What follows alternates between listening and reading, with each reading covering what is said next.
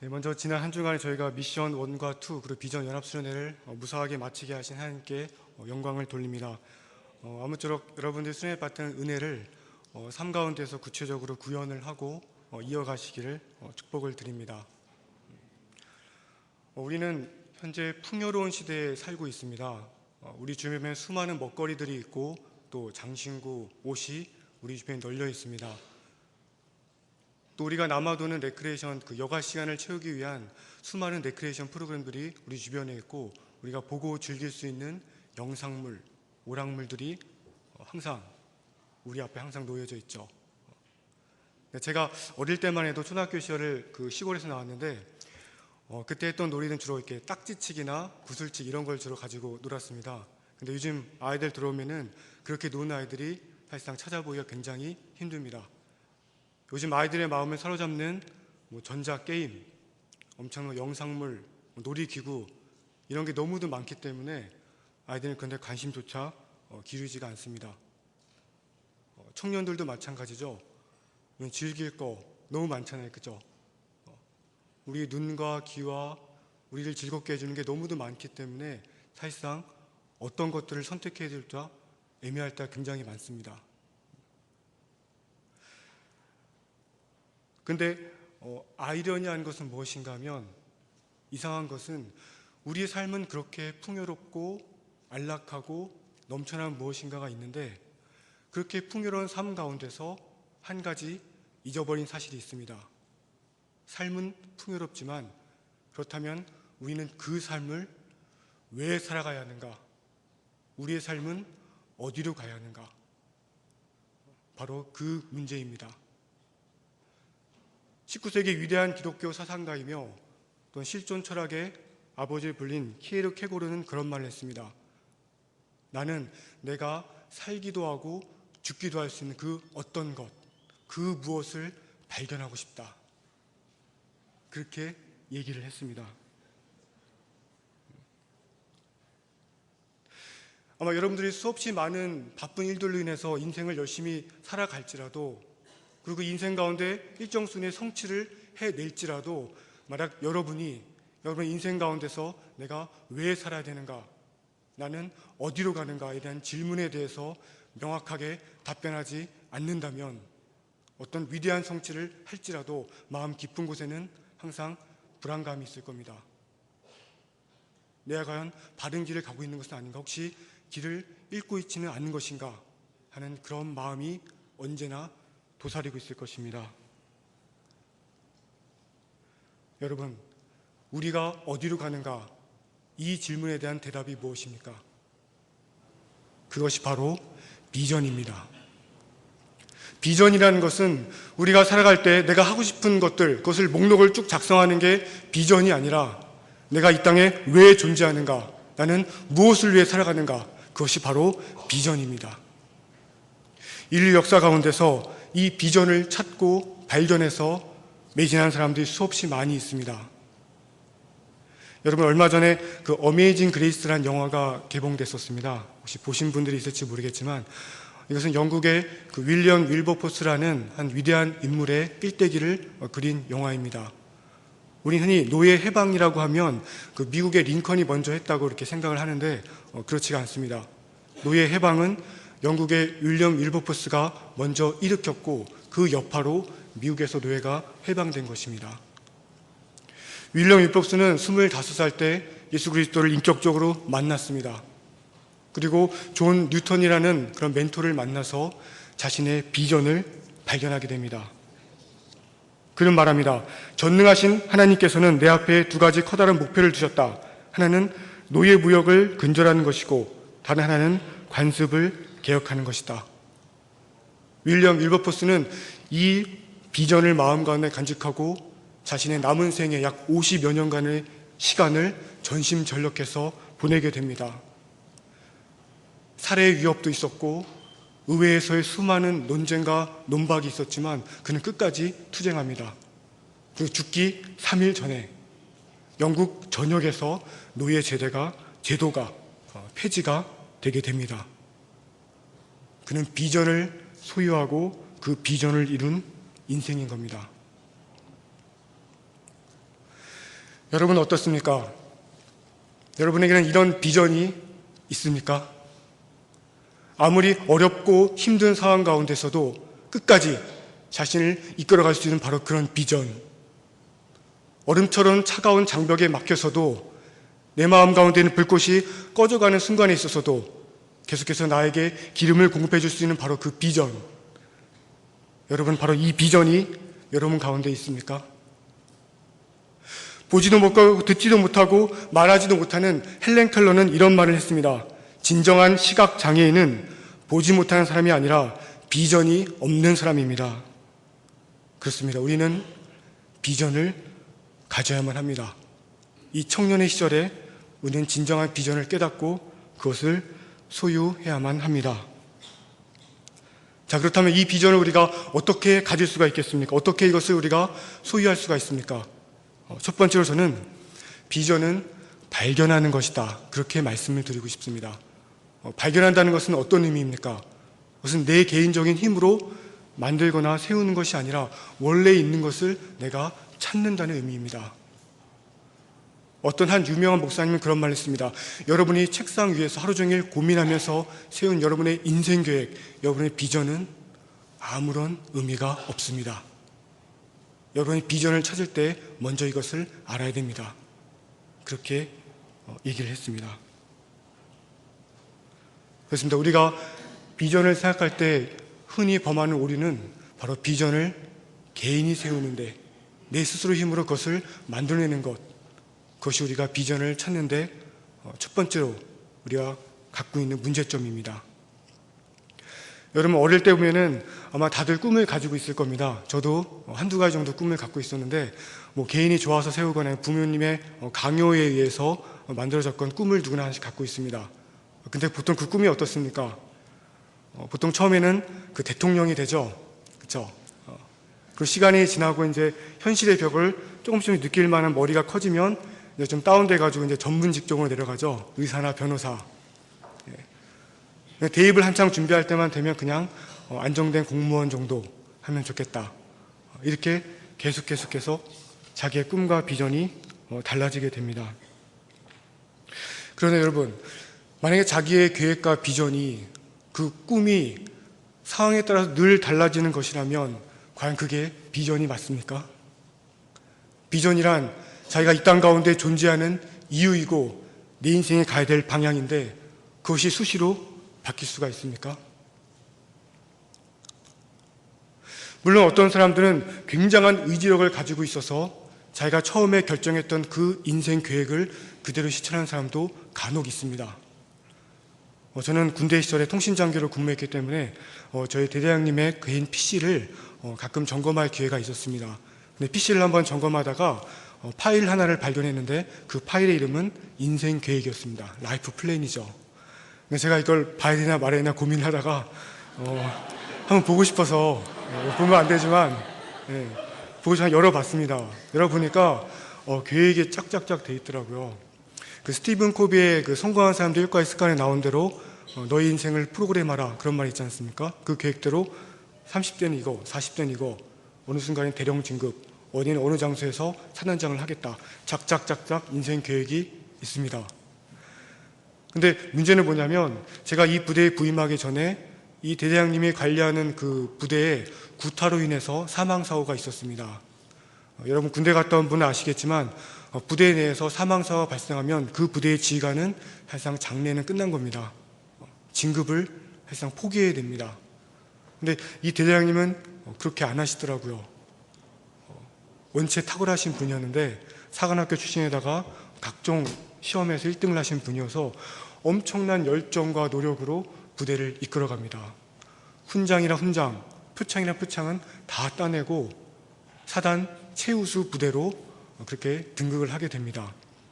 그래서 결국에는 자기가 생각했던 그 나이에 그 진급을 하게 되더라고요. 처음에 저는 그 일을 보면서 굉장히 마음의 도전을 많이 받았어요. 아, 나도 그렇게 해야겠다. 인생에 계획이 필요하구나. 저도 해서 30대, 40대, 50대 제가 죽을 때까지 쭉 한번 계획을 짜고 남들은 그것을 위해서 열심히 살려고 노력을 많이 했습니다. 근데 그게 개인적으로 또 동기부여는 굉장히 주잖아요. 그죠? 그래서 삶을 게으르게 하진 않았어요. 그리고 뭔가 열심히 계속 추구를 많이 했습니다. 근데 이상한 건 뭐냐면 그렇게 열심히 하는데 마음 한가운데 항상 불안한 마음이 있는 거예요. 내가 세운 이 계획이 과연 하나님께서 기뻐하는 것인가? 아니면 나만의 계획인가? 내 개인의 욕심인가?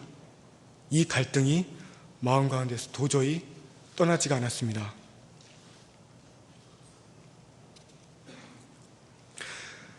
어떨 땐 그렇게 느껴지기도 했습니다. 요즘 세상에서 보면은 엄청나게 노력하는 사람들이 굉장히 많죠. 영어 공부를 위해서 방학인데도 새벽부터 밤늦게까지 공부에 올인합니다. 고시 패스를 위해서도 그렇게 하고 자기 성공을 위해서 열심히 달려갑니다. 근데 그런 사람들의 태도와 그런 동기가 제가 갖고 있는 동기와 태도가 별로 다를 게 없다는 생각이 드는 거예요. 이게 과연 하나님께서 기뻐하시는가? 내가 존재하는 이유인가? 내 인생이 가야 될 방향인가를 고민했습니다. 그렇습니다, 여러분. 우리가 인생의 계획을 아무리 멋들어지게 작성했을지라도 그것이 반드시 비전은 아닙니다. 여러분의 인생에서 100점을 맞았을지라도 하나님 앞에서는 낙제처리 될 수 있습니다. 비전이라는 것은 개인의 계획이 아니라 하나님께서 원래 예비하신 것인데 그것을 우리가 찾고 발견하는 것이기 때문에 그 비전에는 결코 개인의 욕심이나 의도가 들어가서는 안 됩니다. 우리가 서울을 가고자 할 때 아무리 빠른 비행기를 타고 가더라도 부산행 비행기를 타면 아무런 의미가 없습니다. 비록 걸어가더라도 서울로 갈 때 의미가 있는 것입니다. 좀 더 한번 극단적인 예를 한번 들어볼까요? 여러분 2차 세계대전을 일으킨 히틀러를 알고 계시죠? 이 사람도 굉장히 개인적으로는 탁월한 사람입니다. 엄청난 웅변가였고 사실 전쟁을 일으키기 전까지만 해도 국외적으로 인정받는 지도자였습니다. 그런데 문제는 이 사람이 설정한 비전이 문제입니다. 그는 독일, 아리안족의 세계 지배를 꿈꿨습니다. 그 결과는 어떻습니까? 2차 세계대전으로 말미암아 현재 우리나라의 인구만 한 5천에서 6천만 명이 죽었습니다. 유럽 땅은 그야말로 완전히 황폐화됐습니다. 사람들은 히틀러의 이 목표를 결코 비전이라고 얘기하지 않습니다. 그를 미친 사람이라고 얘기하죠.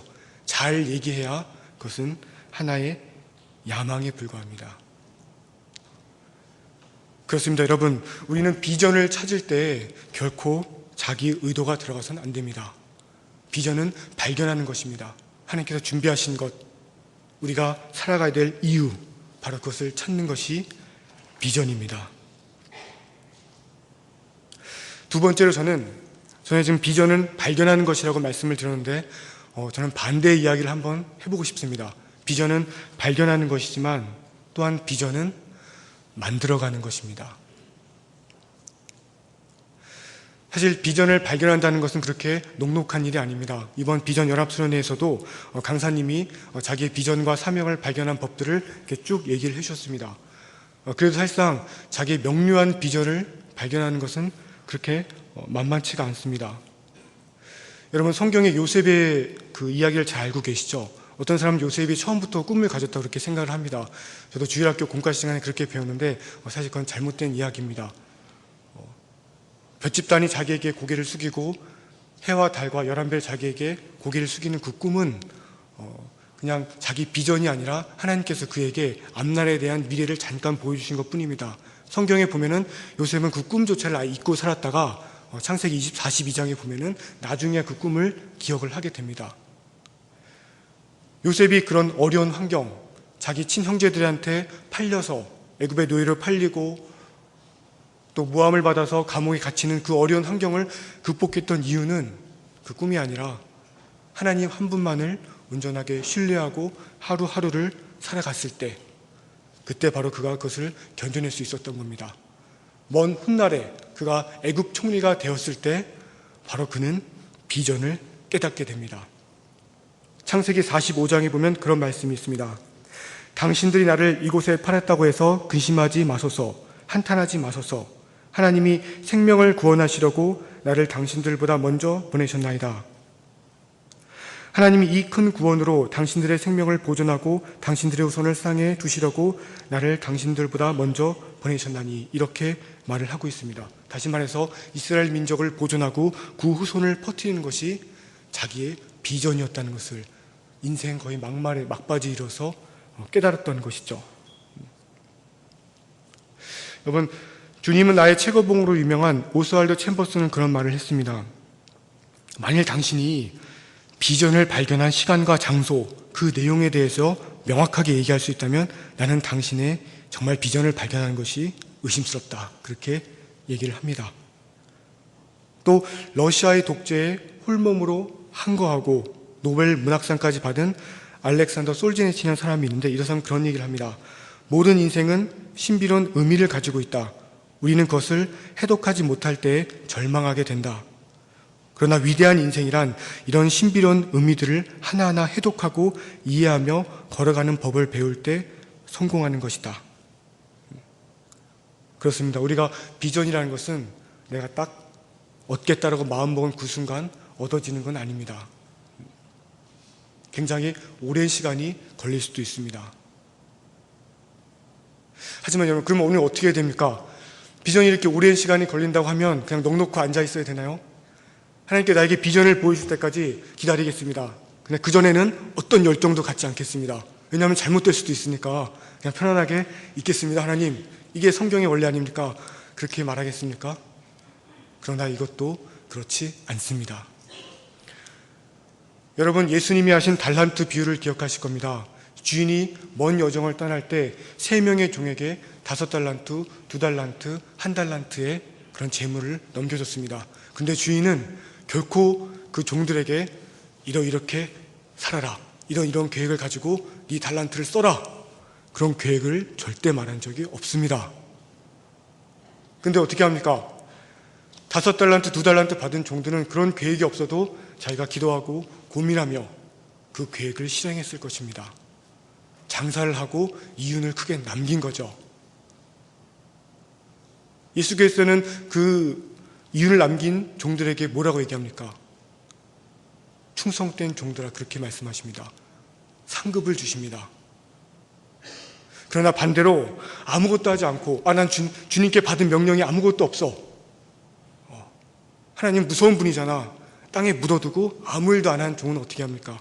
이 악하고 게으른 종아, 어두운 데 쫓겨나서 슬피 울며 이 일을 갈미 있으리라. 아주 무서운 저주를 하십니다. 그렇습니다. 하나님께서는 우리에게 비전에 대한 명확한 어떤 것들은 주시지 않을 수도 있습니다. 그러나 하나님께서는 우리에게 성령을 주셨고 기도할 수 있는 그런 특권을 주셨습니다. 우리는 이성도 있고 분별도 할 수 있습니다. 우리가 기도하면서 하나님, 내가 이 땅에 존재하는 이유가 무엇입니까? 제가 어디로 가야 합니까? 기도할 수 있으며 그것을 찾을 수 있습니다. 그 조각들을 가지고 하나님께서 삶 가운데서 하나씩 하나씩 보여주는 그 파편들을 조립해 나가는 것은 바로 우리의 역할이죠. 그런데 이 비전을 만들어가는 데는 반드시 전제되어야만 하는 것이 있습니다. 그것이 무엇인가 하면 바로 예수 그리스도에 대한 철저한 헌신입니다. 만약에 여러분이 예수 그리스도에 대한 헌신 없이 비전을 세운다면 그 비전은 100% 야망입니다. 예수 그리스도에는 온전한 헌신이 있은 다음에야 그런 진정한 비전을 발견할 수가 있습니다.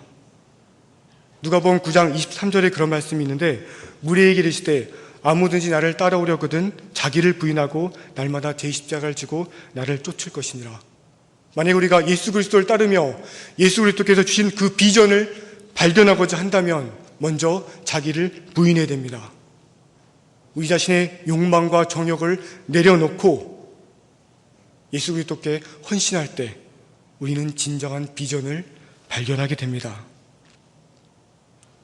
한 가지 더 알아야 될 것은, 우리가 하나님께 온전히 헌신된 마음을 가지고 우리가 비전을 간과할 것을 찾을 수도 있습니다. 그렇죠? 비전을 발견하고 소유하게 되는 것이죠. 이것이 바로 하나님의 뜻이다. 내 인생을 향한 주님의 계획이라고 확신할 경우가 생기게 됩니다. 그러나 이럴 때일지라도 필요한 것은 무엇인가 하면 바로 그 비전의 순수성을 지키기 위해서 끊임없이 노력을 하셔야 됩니다. 비전에는 항상 위험이 도사리고 있습니다. 이 비전은 언제든지 항상 야망으로 변질될 수 있는 위험이 있습니다. 비전과 야망은 양날의 검과 같아서 자칫 잘못하면 금방 글로 넘어갑니다. 여러분, 구약의 사울의 경우를 잘 알고 계시죠? 이 사람은 처음에 하나님께로부터 참다운 비전을 받았습니다. 이스라엘 민족을 내 뜻대로 이끌어라, 이런 비전을 받았죠. 처음에 사울은 잘 출발했습니다. 블레셋도 이기고 사람들로부터 추앙도 받았습니다. 근데 그가 어떻게 됩니까? 그러니까 이기적인 욕심을 가졌을 때 그는 변질되고 맙니다. 그는 이스라엘 백성을 하나님을 위해서 하나님이 원하는 방향으로 이끌어가는 그걸 목표로 하는 것이 아니라 그는 이스라엘 백성을 내가 갖겠다, 내가 최고 권위자다, 이런 야망으로 자기 비전을 변질시켰습니다. 그래서 어떻게 됩니까? 아무런 죄도 없는 다윗을 10년 동안이나 추격하고 결국에는 적군에 의해서 자기 자신과 자식들이 다 몰살당하는 그런 비극적인 결과를 맞이하게 됩니다. 우리가 비전을 얻었다고 해서 안심하는 것이 아니라 그 비전의 순수성을 지키기 위해서 우리는 끊임없이 노력해야만 합니다. 그러나 그렇다고 해서 우리는 두려워할 필요도 없습니다. 구더기에 모서서 어떤 장을 담그지 못하지 않듯이 우리가 비전이 야망이 될 것인가를 두려워해서 비전을 세우고 만들어가는 것을 두려워할 필요는 없습니다. 과감하게 만들고 또 혹시 실수하면 회개하고 돌이키고 다시 비전을 찾고 나아가는 것, 저는 바로 이것이 비전을 따르는 삶이라고 생각을 합니다. 자, 그렇다면 우리는 이 비전을 어떻게 소유하는지를 제가 말씀을 드렸습니다. 자, 그럼 이 비전을 우리는 어떻게 성취를 할 수가 있습니까? 어떻게 해야지만이 비전을 따르는 삶을 살 수가 있습니까? 저는 그것을 말씀을 드리고 싶습니다. 만약에 비전을 성취하고자 한다면 우리의 삶의 구체적인 현장에서 바로 우리의 비전을 적용해야만 합니다. 여러분, 인생의 크고 작은 것을 결정할 때 여러분은 어떻게 하십니까? 진학, 진로, 결혼 문제, 여러 가지 것들을 결정할 때 어떻게 하십니까? 통상 사람들의 생각을 보죠. 사람들의 평판을 생각하죠. 부모님의 말을 중요하게 듣기도 합니다. 자기의 능력과 재능 조건을 보기도 합니다. 그렇게 대부분 다 결정을 합니다. 사람들도 마찬가지죠. 얘 괜찮다, 공부 잘한다 그러면 그래, 적성이나 재능을 전혀 생각하지 않고 너 검사대, 너 고시 패스해, 그쵸? 그게 딱 서열이 짝짝짝 돼 있죠. 그 사람이 뭘 원하는지도 모르고 그렇게 가는 겁니다. 근데 아브라함은 그렇게 하지 않았습니다. 아브라함은 하나님께로부터 비전으로 부르심을 받았을 때에 고향을 떠나고 아무런 대책도 없이 갈 바를 알지 못하고 떠났다고 합니다. 히브리서에 보면 믿음으로 아브라함은 부르심을 받았을 때에 순종하여 장래의 유업으로 받을 땅에 나아갈새 갈 바를 알지 못하고 나아갔으며, 그렇게 말씀하고 있습니다. 이스라엘 백성이 출애굽할 때도 마찬가지입니다. 그들은 나침판도 없고 또 지도도 없고 현명한 지도자의 어떤 경험담을 듣지도 않았습니다. 하나님께서 제시하신 그 인도법, 불기둥과 구름기둥, 그것을 따라갔습니다. 구름기둥이 오른쪽으로 가면 오른쪽으로 가고 왼쪽으로 가면 왼쪽으로 가고 멈추면 쉬고 가면 이동합니다. 그들은 환경이 아니라 비전을 따라간 것입니다. 여러분, 아마 초등학교 때 교과서에 아마 갈매기의 꿈이라는 이야기를 들은 기억이 있을 겁니다. 그 조나단 리빙스턴이라는 어린 갈매기가 있었습니다. 근데 이 갈매기는 굉장히 특별한 갈매기입니다. 주변의 모든 갈매기들이 오로지 먹잇감을 위해서만 비행을 했습니다.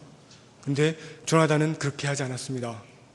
나는 그렇게 살고 싶지 않아. 나는 내 비전을 위해서 살 거다. 그렇게 얘기했습니다. 그의 비전은 세상에서 가장 빠르게, 가장 높이, 가장 멀리 나는 새가 될 것이다.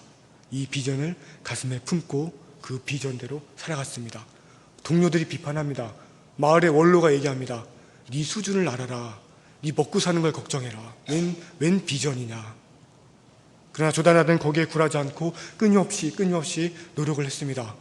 수없이 많은 상처를 받고 파도에 부딪히기도 하고 병에 들기도 했지만 그 모든 것을 극복하고 결국에는 자기의 비전을 이루게 됩니다. 세상에서 가장 빠른 갈매기가 된 것이죠. 예, 최고의 갈매기죠.